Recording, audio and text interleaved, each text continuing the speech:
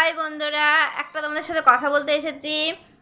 একটি মেয়েটির হচ্ছে মানে ছেলেটাকে ভালো লেগেছিল, ছেলেটাও ভালো লেগেছিল, দুজনকে ভালো লেগেছিল।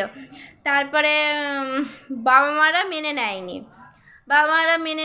হ্যাঁ, অবশ্যই যে বাবা কোনোদিনও চায় না, বাবা মা চায় না যে মেয়েটি পালিয়ে বিয়ে করুক, তার জন্য মেনে নেয়নি। তারপরে মেয়েটি পালিয়ে গেছে। সে শুধু সুখে ছিল, শান্তিতে ছিল। তারপরে একটি মেয়ে হলো, মেয়েটির বয়স হচ্ছে 6 বছর।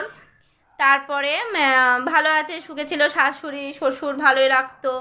তারপরে হচ্ছে মানে ভালো জীবনযাপন ভালো কাটছে। তাও মেনে নেয়নি, মেয়ে হলো তাও মেনে নেয়নি। তারপরে ছেলেটি কাজ করতে হচ্ছে যে অনেক আমি শুনেছি, সবার মুখে শুনেছি যে ডাক্স হচ্ছে ব্যবসা, মানে একটা ব্যবসা টাইপের, যে কেউ হচ্ছে খায়, কেউ হচ্ছে নাকে শুকে, সে হচ্ছে নাকে শুকেছে, সে নাকে শুকে একদম নিঃশ্বাসের ভেতরে চলে গেছে, দিয়ে সে তো মরে গেছে। তার একটা ছেলে আছে, মেয়ে হয়েছে, মেয়ের পর ছেলে হয়েছে। ছেলে হচ্ছে বয়স হচ্ছে 5 বছরও হয়নি, পূর্ণ হয়নি সে বাচ্চাটা। সে মরে গেছে। মরে যাওয়ার পরে এখন তো শাশুড়িও দেখতে পাচ্ছে না, শ্বশুরও দেখতে পাচ্ছে না, কেউই দেখতে পাচ্ছে না বাড়ির। ভাবছে যে মেয়েটার জন্যই মারা গেছে, যে এখনো পর্যন্ত জানে না, চোখের মধ্যে পট্টি পড়ে রয়েছে, যে জানে না যে নিজের ছেলে ডাক্সের কারণেই মরে গেছে, তা কিন্তু জানে না। একটি পরের বাড়ির মেয়ের দোষ দিতে সবাই ওস্তাদ। তারপরে কি করলো, মেয়েটি বাপের বাড়িতে পায়ে হাত পায়ে ধরে থাকতে গেছিল। তা থাকতে তো পারলো না, তাড়িয়ে দিল। শ্বশুরবাড়ির লোকরা তো তাড়িয়ে দিয়েছে, তারপর চলে গেলো বাপের বাড়িতে। বাপের বাড়িতে থাকতে পারলো না, চলে এলো রাস্তায় ঘুরছিল। ঘুরতে পরে তারপর নবদ্বীপ স্টেশনে একজন দিয়ে গেছিল। দিয়ে যাওয়ার পরে সেইখানে ছিল। তারপর আবার আর একজন আমাদের নবদ্বীপ ইয়েতে দিয়ে গেছিলো, যে রাধেশ্যাম বলে, সেখানে দিয়ে গেছিলো।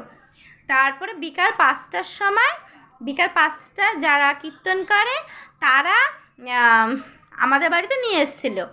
নিয়ে আসার পরে কান্নাকাটি করছিলো সেই বাচ্চাদেরকে। আমার খুব খারাপ লাগছিলো, তার জন্য তোমাদের সাথে এই ভিডিওটা করলাম। খুবই খারাপ লাগছিলো বাচ্চাটাকে দেখে।